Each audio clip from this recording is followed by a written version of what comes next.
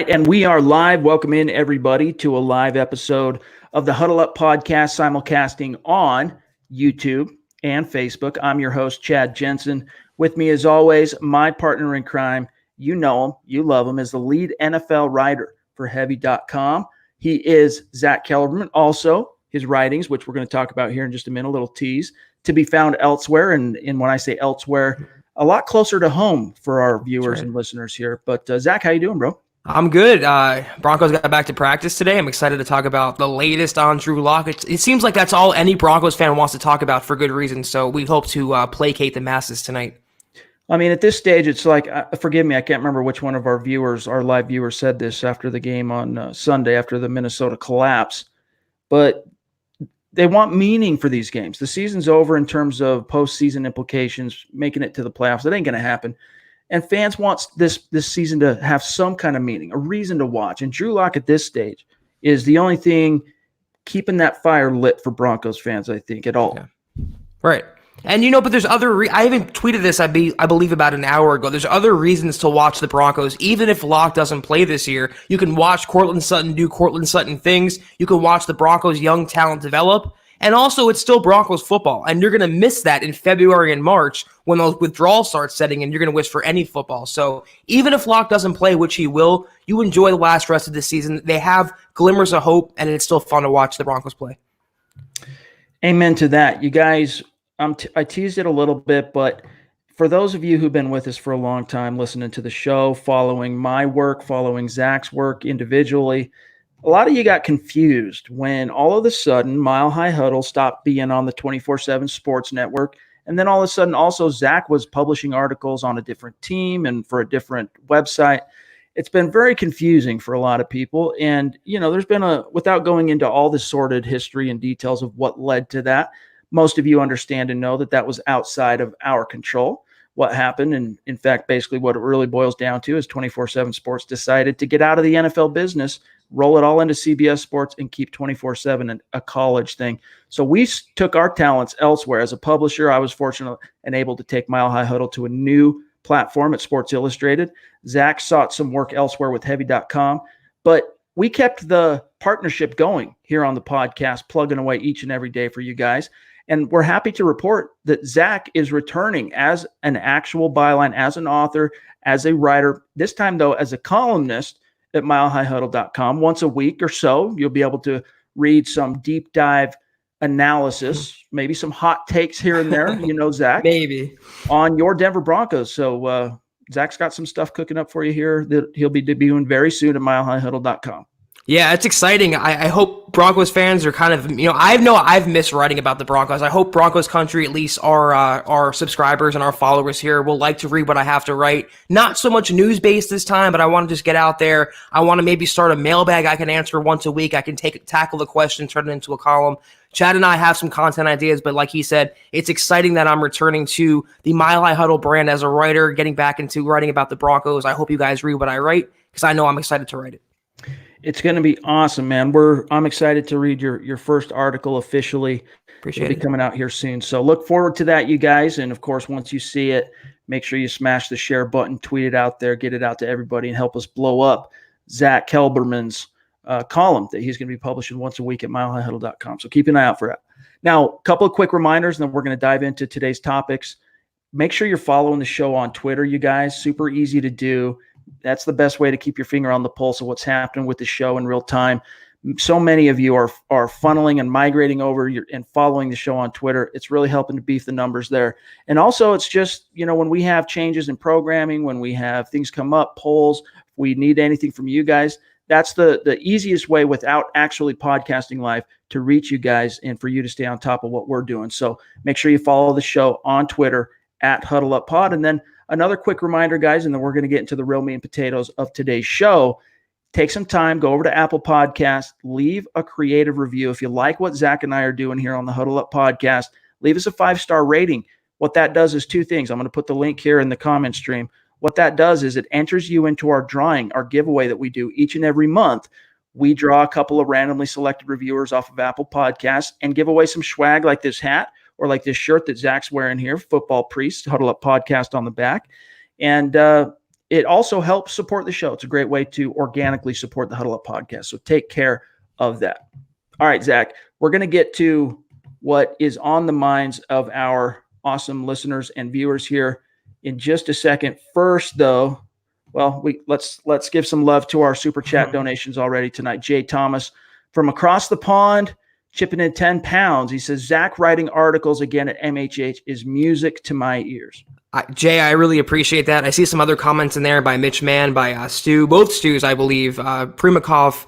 I really appreciate you guys, the support I'm seeing, and to donate for that cause, Jay, I really do appreciate that. I am personally really excited to be back in the Mile High Huddle domain, dropping Broncos stories. I am touched and honored and appreciative that you guys want to read them.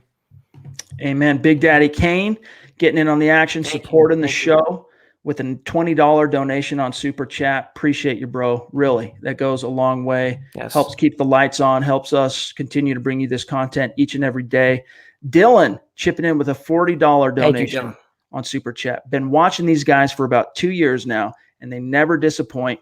Hit that subscribe button. Amen, Dylan. Thanks to each and every one of you guys. Personal hype man. Amen to that. All right, let's talk on some topics. We'll get to Stu here just 1 second. I'm sure you guys want to know what in the heck was going on with that Orson Charles signing. So, Andy Janovich, the elbow dislocated it for those that missed it in the Minnesota game. He's done for the season. Well, the Broncos, Zach, they reached a fork in the road. Do they do what they did to start the season? Because let's go back in time a little bit, rewind. Andy Janovich suffers the pec injury in the preseason. And so he opens up the regular season on the sideline, not injured reserve, but on the sideline. And instead of carrying Orson Charles, who was with the team during training camp and preseason, the Broncos waived him, cut him loose, and used Andrew Beck, the tight end, to serve as the fullback for that 3-game stretch in which Andy Janovich was working back from the pec. I thought surely the Broncos would get by with Andrew Beck for the rest of the season because they could use that spot on the 53 roster for a guy whose name rhymes with Shock, maybe other words too. Yeah. Absolutely. And but that's not how it shook out. They ended up deciding to bring on Orson Charles, who is, he's a solid fullback tight end hybrid guy. Nothing to write home about. Probably isn't able to really contribute and do much more than what Andrew Beck was able to do this first quarter of the season. I'm not crazy about this move. I know it's kind of inconsequential to the Broncos' rest of the season plans, but I would prefer to have Beck in that role only because, like we talked about, you can kind of get production from both spots. It's like having a fullback and a tight end on the roster because he plays both. Why would you want to add another one when you already have the guy? I'm not a fan of this move. He doesn't move the needle to me at all. No. He's the definition of a jag to me, just another guy. And that's just Fangio and Elway doing more questionable roster math, Chad. And not only that, but you had going into last week, you would have had to have cut somebody if the injury bug hadn't have struck Andy the way it did. And it's unfortunate, but it gave you your easy opportunity to fit Drew Lock onto the roster. Now you're going to have to crush somebody's dream. Maybe it ends up being Orson Charles that you send packing. Maybe you cut or waive Brett Rippon eventually when you end up promoting Drew Lock. But it was just it just doesn't make sense. So much of what the Broncos have done. And this is one of those things that, it borders on the Drew Lock issue. And anything that pertains or applies to Drew Lock this season, Zach, as we're going to talk about here with what Vic Fangio said today, that just doesn't add up. It's all contradictory. We were talking about that off air, Chad, that they don't really align, and that's what we've always been saying. Elway and Fangio and Scangarello, Ellis, none of them are all on the same page. So that's what happens. We get conflicting messages out there. But if you want to read between the lines, I guess you can infer that wanting to sign Charles or re-sign Charles as opposed to create that roster path for Drew Lock, which suggests the Broncos really aren't in a rush to get him on the field, which may suggest the Broncos really aren't that high on him, which may suggest he's not going to be their franchise quarterback. I know. That's the problem is the farther the Broncos get into this failed season without getting a healthy Drew Lock on the field, the more it leaves we in media, fans across the country to infer and speculate and things that might not necessarily even be true. But at this stage, they've gone to such great lengths to keep Drew Lock off the field that you have to question and wonder what the heck is really going on. Stuart McPeak, by the way, great supporter of the show. You'll be getting a t-shirt for sure. $50 donation on Super Chat. And by the way, guys, the Super Chat, just a reminder, is when our listeners donate on Super Chat, merch comes your way to our biggest donators and supporters on Super Chat. So Stuart, we've been in contact, and we'll be, if you're one of our Super Chat donators, you haven't heard from us yet, that's coming very soon. We're going to be in contact to get you guys a t-shirt. So stay tuned for that. And it's also a Super Chat. The way the stream works, it pops out right to us. We can get to your question right away. Yeah. But Zach, and again, guys, we're going to get to what's on your minds here in the comment stream. Don't worry about it. We will get to it. But I wanted to get your thoughts, Zach, on a couple of Vic Fangio's comments. He was asked today whether or not, how important is it to get Drew Lock some experience, some starting experience this year, and basically the implication being in the wake of a failed season and with Joe Flacco on injured reserve, how important is it to get Drew Lock on the field? And to paraphrase him, he said, it's not vitally important. That's what he said, to get Drew Lock playing experience. Later on in the conversation, he was asked, he actually echoed Fangio, something you and I have said quite a bit. There's the whole talking point that, and I still hear this from some fans as well, and even some colleagues in media, that, well, he's not ready. And if he's not ready, you don't want to throw him out there and ruin him, right? The idea that you don't want to put him behind Garrett Bowles, for example, or you don't want to throw him into the fire too quick because that can sour him, ruin him, you poison the well, and what could have been, you'll never know, and he'll just be this ruined product. And you and I, we've basically been of the opinion that, look, if he can't, it might not be pretty, he's going to go through trial and error. There will be bumps in the road, but if he can't get in there and hang and contend and weather the storm and falls flat on his face without showing any kind of spunk to overcome, then he wasn't meant to be the guy anyway. And I want to get your take on this. Here's what Fangio said, quote, on what he does to prevent a young quarterback like Locke from getting overwhelmed. He says, quote, I don't worry too much about him getting overwhelmed because some people, he can get overwhelmed and then his career is scarred. If a guy gets scarred from some bad performances, whether they're all his fault or it's the team's fault, then he probably wasn't the guy you wanted anyway, close quote. Zach, so it's questionable. He says it's not vital that he needs to be on the field this year, but at the same time, doesn't seem too concerned about, quote unquote, throwing him to the wolves too early or ruining him or overwhelming him.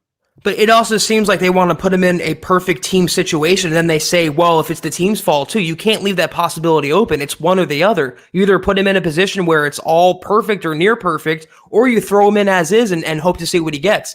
We're of the opinion, Chad, he needs to get on the field one way or the other. If he's going to get out there and his career is going to be over after a one bad game or whatever, his confidence is going to be shot, then you're right. He was never the guy. But these are excuses to me. To say these things in a lost season already, you just blew a 20-point lead. You don't have any hope for the future at quarterback. Why keep this guy on the bench? Why keep making excuses after excuses and openly and publicly contradicting yourself? They are saying two completely different things, and it's not two different people now. It's not Elway and Fangio. It's Fangio saying something one day and then saying something different the next.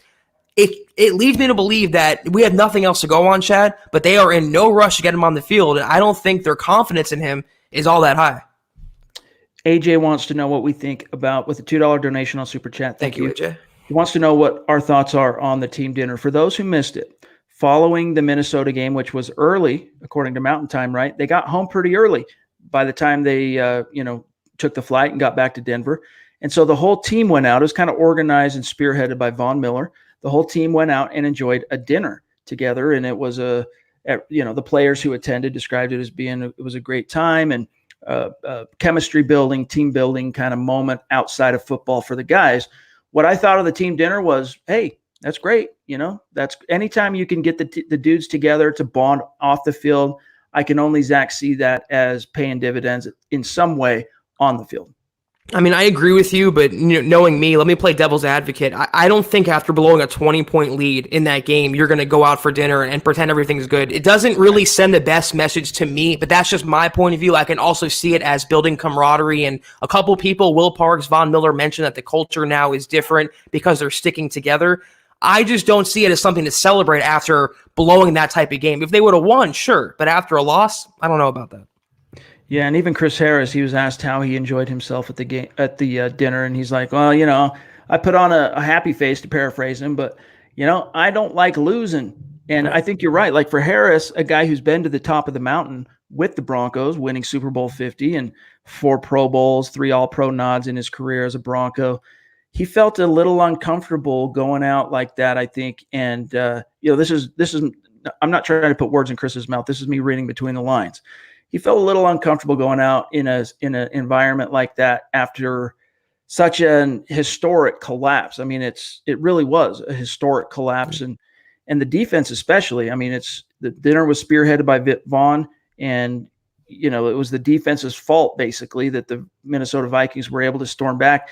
The offense had a chance late. Brandon Allen botched the clock on that 4th and 1 where he picked up 11 yards. He didn't get out of bounds and all that. But at the end of the day, Zach, it was Von Miller, it was Chris Harris Jr., it was that side of the ball, Vic Fangio's defense, that allowed the Vikings to score touchdowns on 4 consecutive possessions in the second half.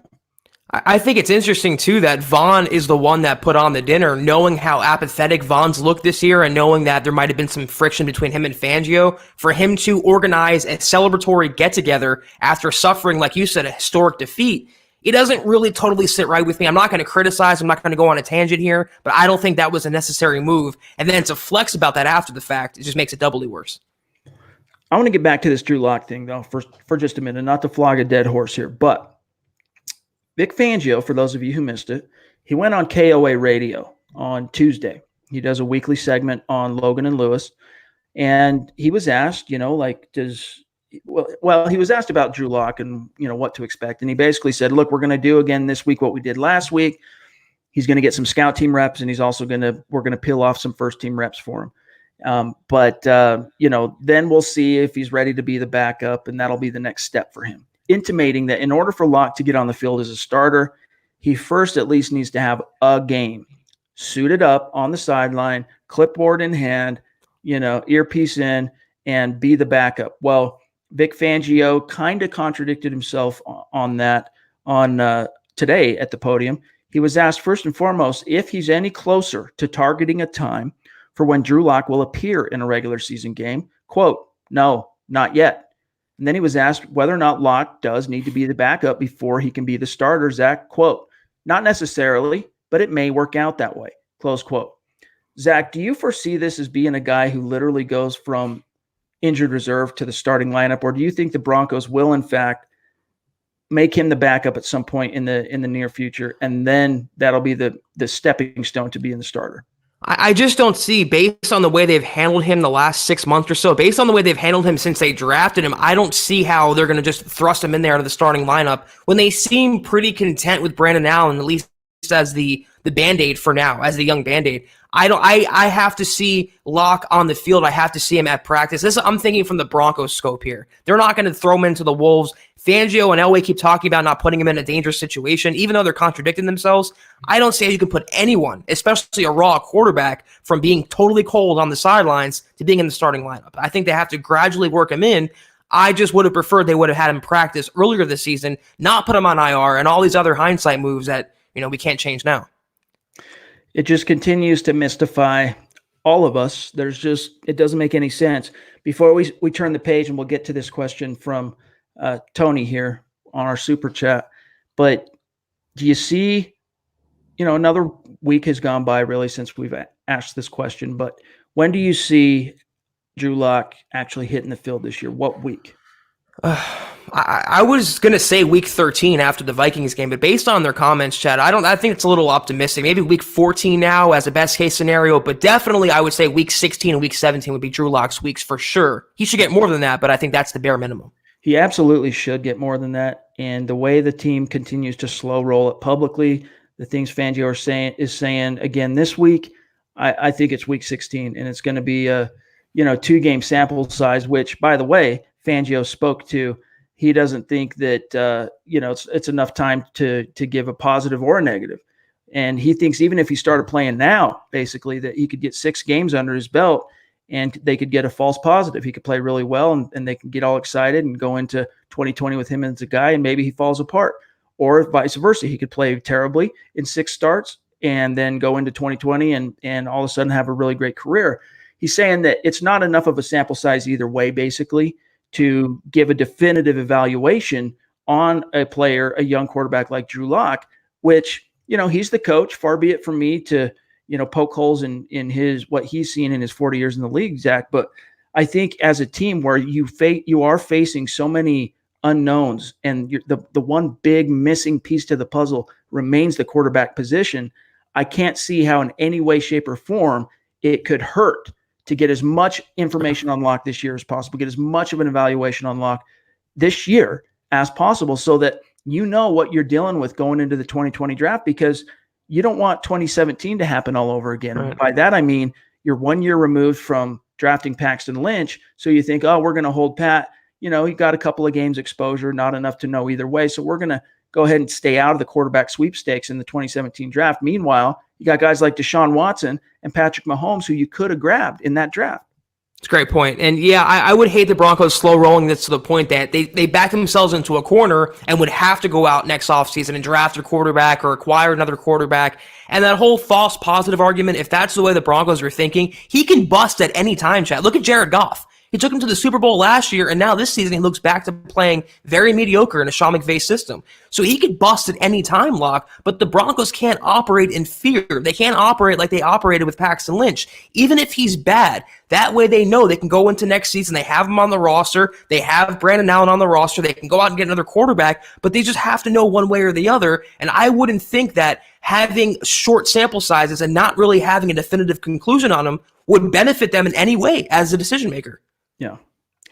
Tony chipping in with a $2 donation on Super Chat and with a question. He wants to know what free agents after the season we could target. And Zach, I think first and foremost for the Broncos, the order of business has to be getting their priority free agents in-house guys. Yeah. Chris Harris, Justin Simmons, not necessarily in that order, but Chris Harris, Justin Simmons, Shelby Harris. Yes. They need to get some clarity there, but I'll pull up Spot Track. I'll let our viewers see this in real time, and our listeners after the fact can hear it on the podcast version. But what do you think are the two biggest? Let's start with this. What's the number one if in free agency? If the Broncos need to go out and spend, what position do you think they need to spend some dollars?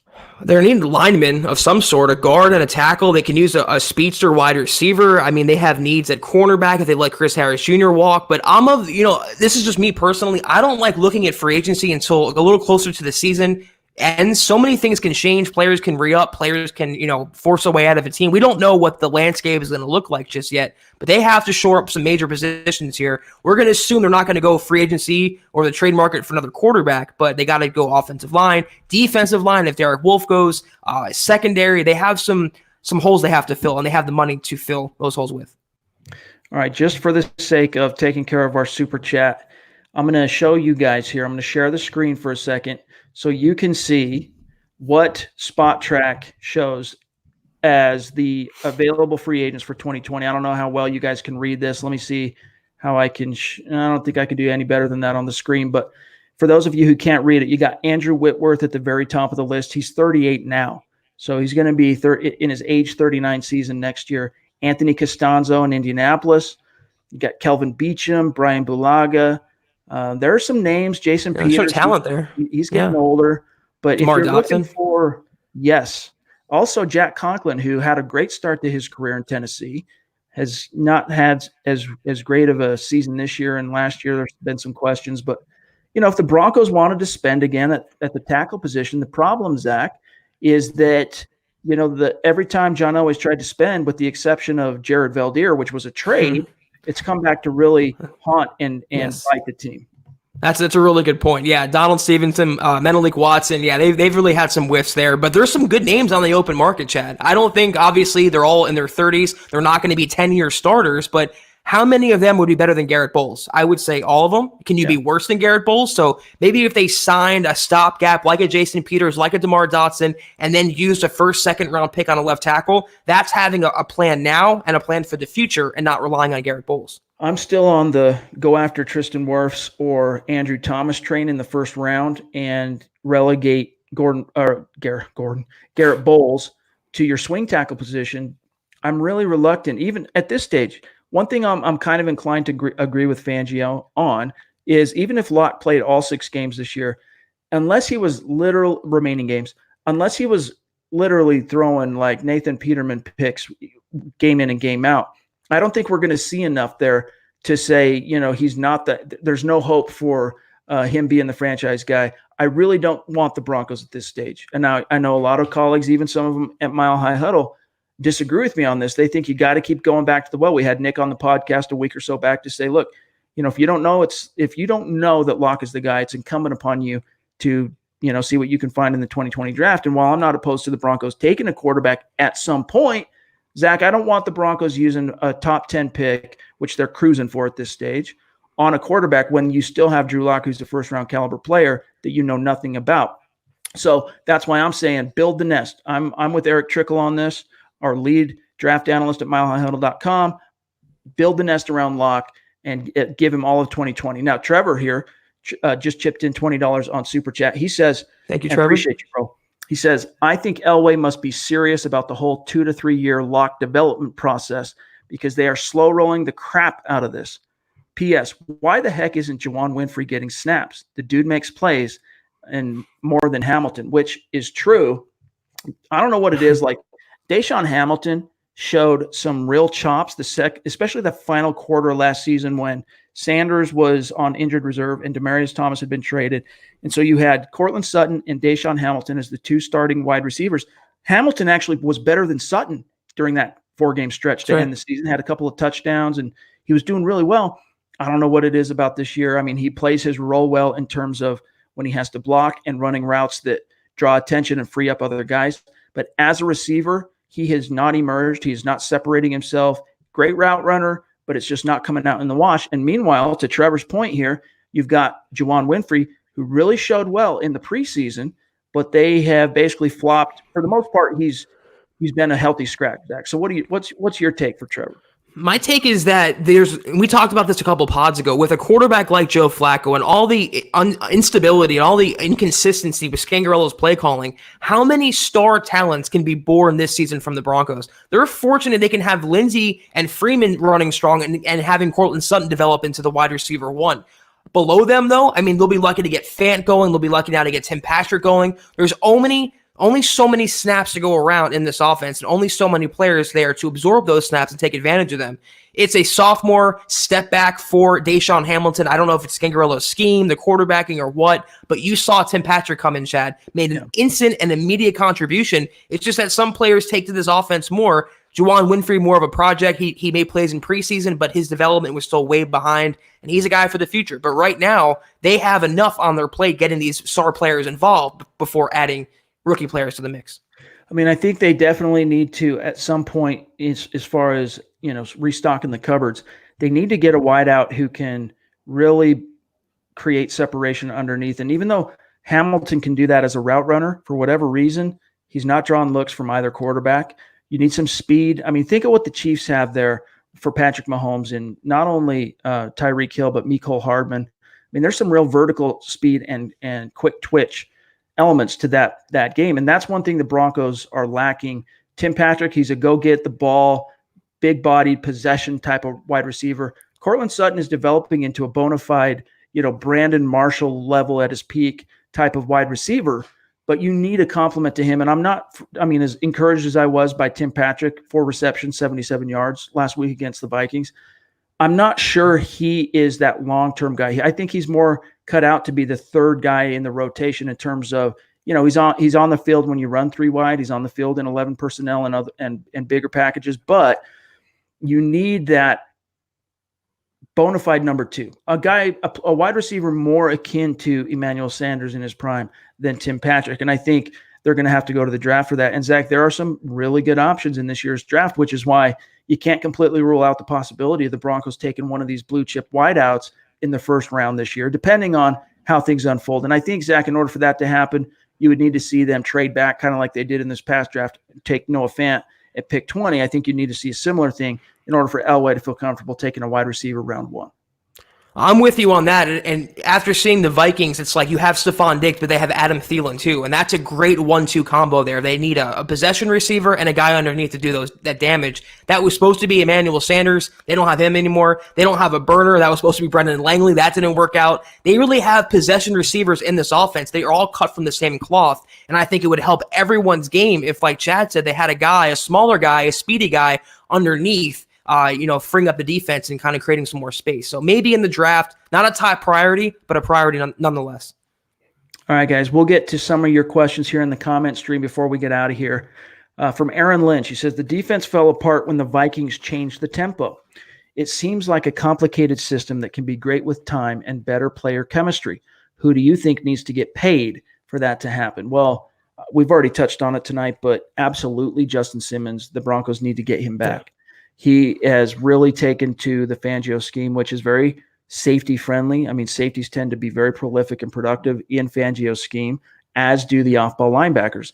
Look no further at the way Todd Davis and Alexander Johnson have emerged this year. I mean, Todd Davis gets a lot of grief from Broncos fans and for being the slow guy and all that, but he's actually one of the best coverage linebackers in the NFL this year, okay, based on advanced analytics.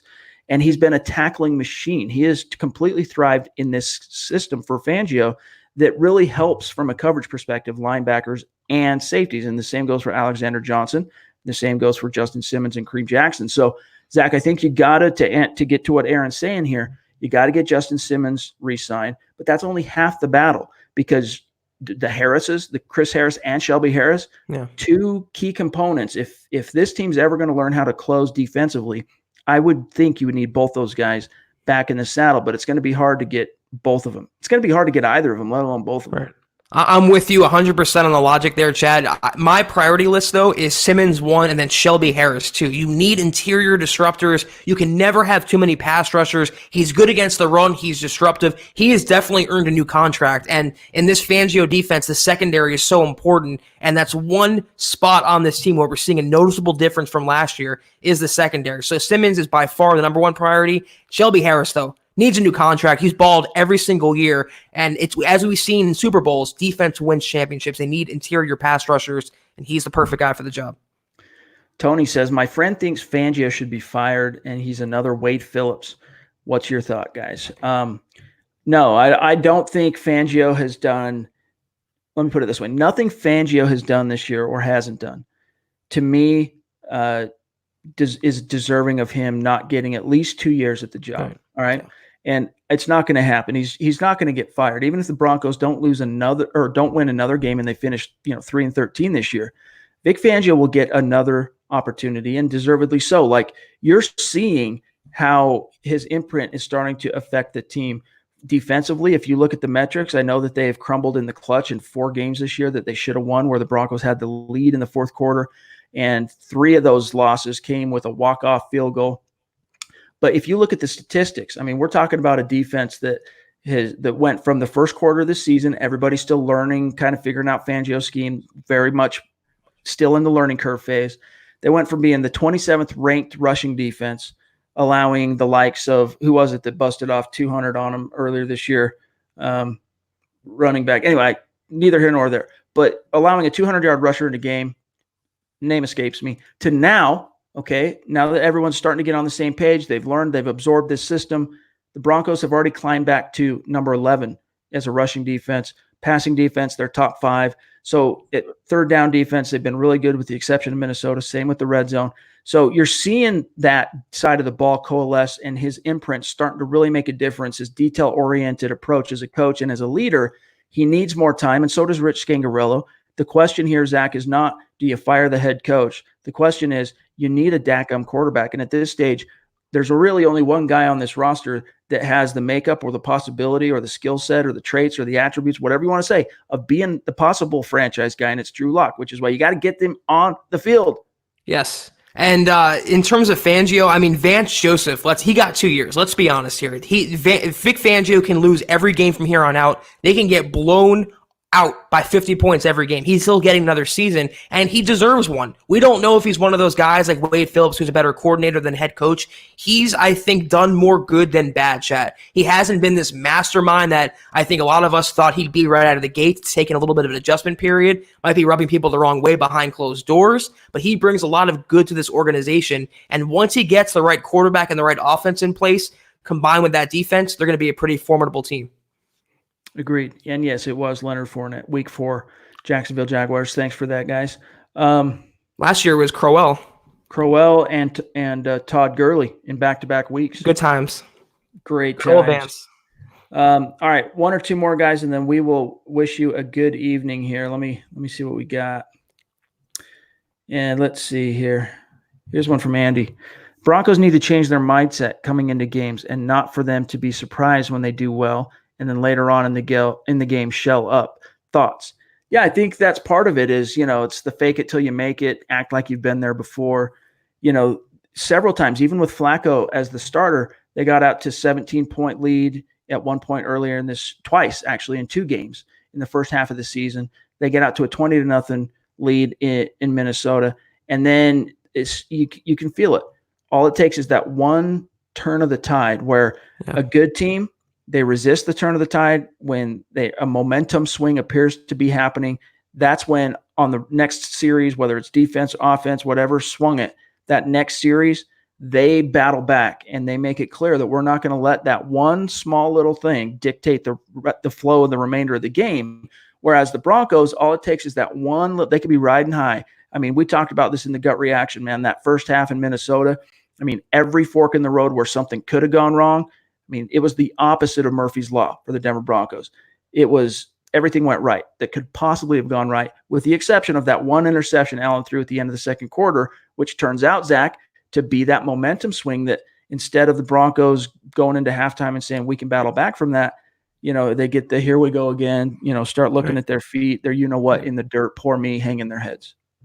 Good teams are resilient enough to overcome that. Great teams will force you into those mistakes, like the Patriots. Everyone seems to melt down when playing the Patriots because they're that well coached. Bad teams like the Broncos, Chad, I got to echo what you say all the time. The Broncos don't know how to win anymore. They have to relearn how to win. They forgot how to do it. When they get a lead, it's like they rest on that. They get comfortable and complacent. And in the NFL, those are fatal flaws. You can never be comfortable until it's final zero on that game clock. And when they don't have any urgency, any sense to step on their throats and put the game away until the game is over, it's going to keep happening. They have to learn how to win. And like you say, fake it till you make it. If you can't do it on your own, at least pretend like like you've been there before. All right, last one, you guys, and then we will cut you loose for tonight. We'll be back again tomorrow night. We'll talk about that here in a minute. Kathleen says, why do you two think that Elway and Fangio don't want to play Drew Lock? Are they afraid Lock can't read a defense, that he can't play under center, or the offense has no confidence in Lock? I honestly think at this stage it was a combination of the team really never intended on, their plan was to not have to play Lock, that literally his rookie year was going to be a developmental year. And the injury only made that even more convenient for them in the preseason. They had Flacco. Elway said it during the offseason, Flacco's the guy, Lock's the future. They thought Flacco was going to be a lot more impactful than he was. And when that turned out to not only go south in terms of Flacco was terrible, but then he got hurt, it suddenly forced the issue. And what we're witnessing, this is my opinion from the outside looking in, you're witnessing a team resisting the urge to go back on what their original plan for Lock was, which is he's going to sit this year. He's going to develop, he's going to learn, and then he's going to reattack it in 2020. And the team, look hard at giving him the torch, passing the torch to him, maybe cutting ties with Flacco. But now it's a totally different thing. And so now it's basically them trying to make the best of a situation that was not ideal. They wanted Lock to be developing and learning at this stage. And now it's a matter of, well, because we put him on IR, we can't go from him having 0 reps, no physical snaps in practice, and then 1 week he's a starter. No, we got to get him his practice reps. Now, if we're going to play him, we got to do it right. We got to get him some snaps and get him as ready as possible. But, Zach, my concern on this is you can't wait for the perfect opportunity. You can't wait till you draw the Dolphins or the Bengals on the schedule before you debut Lock. Get him his week, get him his 2 weeks. If you have to wait 3 weeks before he starts, that actually works out fine, Zach, because that means he's starting in week 13. Here's the deal. Joe Flacco was by far and away Broncos' plan A. Drew Lock, when they drafted him, was plan C. When Flacco got hurt, they had no plan B. They didn't know how to react to that, like you just said, Chad. They were anticipating Flacco, maybe not being an MVP, maybe not being a Pro Bowler, but some guy who was going to play all 16 games at a competent level. Combined with that and Lock's injury, they were left scrambling when they had Brandon Allen as the savior behind them. So they really had no plan in place, and they were all never on the same page. And in fact, they still aren't. But I will say this for Elway, though. He told us almost from day one that Drew Lock is a project quarterback. He's a guy who needs to work on his footwork, his technique, his skills in the huddle, his intangibles, his leadership abilities before the Broncos feel comfortable making him the potential face of the franchise. So Elway told us that, but I think something changed between Flacco's injury and Locke's development or lack thereof. They just don't seem to have a lot of confidence in him, and they're delaying the inevitable. I'm sure some of that is ego-driven. I'm sure some of that is not wanting to make a mistake and playing it safe, but it looks worse for them when they hide Drew Lock than if they just play him. Yeah. What did Fangio say? A pitcher that doesn't know how to pitch, right? So exactly. Clearly the team felt like he needed time to develop, and far be it from me to disagree. I think he did need some time, but at a certain point, he was healthy for the last 3 weeks before they even let him practice again. Now it's time. I mean, the nature or the way in which this season has unfolded kind of dictates that, ready or not, we have to get Drew Lock on the field, ideal or not, stars perfectly aligned or not. We really have to, because it's a failed season. We thought we were going to be competitive and win this year. It didn't work out that way, which means we can't miss out on the opportunity to get some information on Drew Lock and also get him his Jared Goff 0-7 experience. I mean, he needs that experience now, especially being a raw guy. And as Fangio said today, if he doesn't have the mental makeup to hang in these tough moments while he's still learning on the job and rolling with the punches, then it was never meant to be anyway. Something just came to me in the sense that if they're babying him that much, Chad, if they're protecting him and holding him back after he just said to the Broncos, I'm ready, put me out there, what does that do to his confidence? Them saying to Drew Lock, we don't think you're good enough to play in a non-perfect situation. We don't think you're good enough to play in a lost season. Wouldn't that be worse for his confidence than playing him and getting him on the field and having him throw a couple picks in a game? I don't agree at all with the way they're handling him, and I think they're doing more damage than good by hiding him and behind these excuses when he's already said, I am ready to go, I am waiting on you. He cannot grab the bull by the horns if the Broncos are keeping him segregated from the bull. Dre says Locke needs weapons around him to develop. He's got them, dude. Cortland Sutton, Noah Fant, Philip Lindsay, Royce Freeman. I mean, he has weapons. There's no excuse. And the offensive line is nowhere near as bad as fans make it out to be. Some fans, not our awesome, educated, smart listeners, but a lot of fans out there pan the Broncos O-line, but they've actually, with the exception of Garrett Bowles and Ron Leary's, penchant in that first half of the season for drawing the yellow laundry, this offensive line has not been terrible. And you've seen that with a more competent quarterback over the last 2 weeks. They can hang as long as Garrett Bowles. In fact, in that Vikings game, he did quite well as a pass blocker going against Everson Griffin and Danielle Hunter. And with the exception of the penalties, he was a serviceable left tackle. So I don't subscribe, Zach, to the notion that Drew Lock, if they put him behind that offensive line, he's going to get killed. Dalton Reisner's playing well. Connor McGovern's playing well. Yes. Leary has significantly improved the last quarter of a season. And, you got to worry about the tackles, but he is a mobile quarterback and the weapons are there. That shouldn't be a concern. Plus, if they want to play him and they're so worried about the tackles or so worried about Bowles, call some design rollouts, move the pocket, put a tight end on Bowles' side, give him some chip help. There's things the Broncos can do to help Lock's play calling and help him succeed more, but to hide him on the bench and to give all these theoretical excuses as to why he shouldn't play, I think it just does more harm for his psyche than actually playing him. John, you do realize that Noah Fant is already set every rookie record for the Broncos as a tight end, and you're not even 3/4 of the way through the season yet. The last 2 weeks have showcased what Noah Fant can be. All right. He had that huge breakout game against the Browns, and he followed that up with another above average performance, I would say, against the Vikings. And yeah, you wish that he was able to catch that last pass in the end zone that ended the game, but there was some interference there after the fact. If you go back and watch it, there's an article up right now at milehighhuddle.com of Eric Trickle breaking down those final four plays of the Broncos. And on the Tim Patrick corner play and that Noah Fant play, the final one, there was some interference there. So, you got to keep that in mind. But they let him play in those final closing moments. Unless it's egregious, they're going to let him play. As Fangio said, they call it a 5-car pile. He calls it a 5-car pile up. Unless you see that, they're going to hold the yellow laundry late in the game. But, Zach, I think it's pretty evident. This is the last thing we'll end on. Christy jumping in late. Sorry that you're jumping in right at the tail end, but we'll be back tomorrow night, same time. But Noah Fant is emerging. Yes, I do think he's a weapon for this guy now, and he might not be a Pro Bowl inline blocker yet, but as a passing weapon, which is what you're alluding to, absolutely. Yeah, it took the words right from my mouth, Chad. He's not a Pro Bowler. He's not a Travis Kelce out there, but you'd be damn bet that the opposing defensive coordinators are game planning for Noah Fant. When he's on the field and it's a passing situation, he's being accounted for. He can make plays. He's not a Pro Bowler, but how can any Broncos fan, after watching the tight end since Julius Thomas, would poo-poo any tight end right now, especially a rookie who's getting better by the week? All right, guys, that's got to do it for today's episode of the Huddle Up podcast. We went 45 minutes, which is probably about 15 minutes longer than we average. Thank you for each and every one of you hanging out with us live here on YouTube and Facebook. Big ups and mile high salute to our donations on Super Chat. You guys are phenomenal.